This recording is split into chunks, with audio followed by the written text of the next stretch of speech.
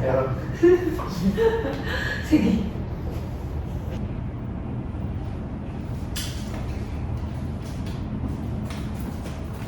motivate mo ano.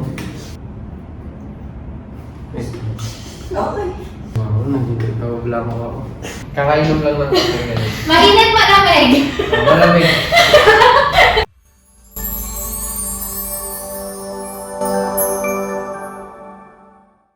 Hi, I'm Renz Roniel T. Clemente, team leader of Creative Team. I started here from being a rank file graphic artist, where I can experience first-hand work situations. And now, I know how things work inside the company. It serves as my training ground. Before, nandun ako sa comfort zone. Ayaw ko i-grab yung opportunity.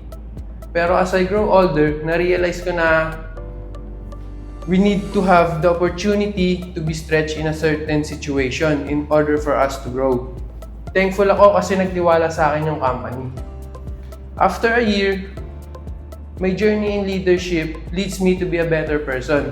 Most importantly, I have the opportunity to share my knowledge and experience to share to my team member. Pag kaya nila, kaya din natin. Walang masamang sumubok. If magkamali, take the lesson and come back stronger and wiser. Ayun yung mapapayo ko as a team leader. What keeps you motivated despite any circumstances?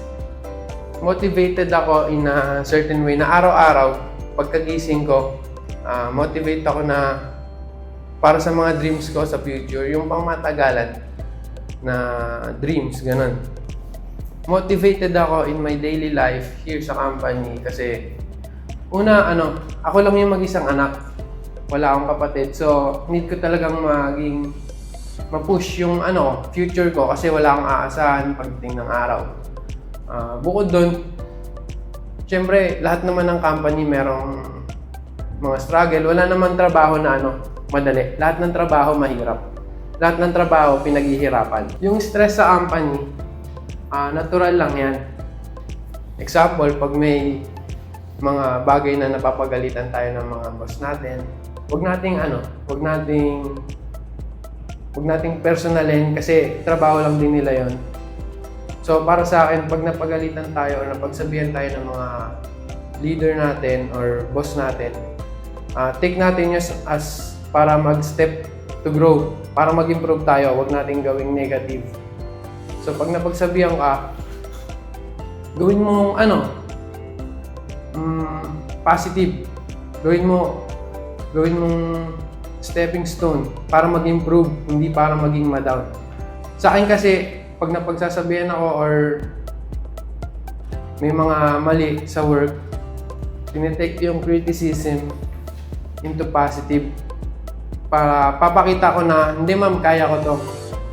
Kaya kong matapos to. Kaya kong magawa to. Hindi ako yung madadown. Parang ganun din sa buhay, sa labas ng company. Pag may mga tao na nagsasabi sa atin na hindi natin kaya, yung mga nagda-down sa atin, pakita natin sa kanila na kaya natin.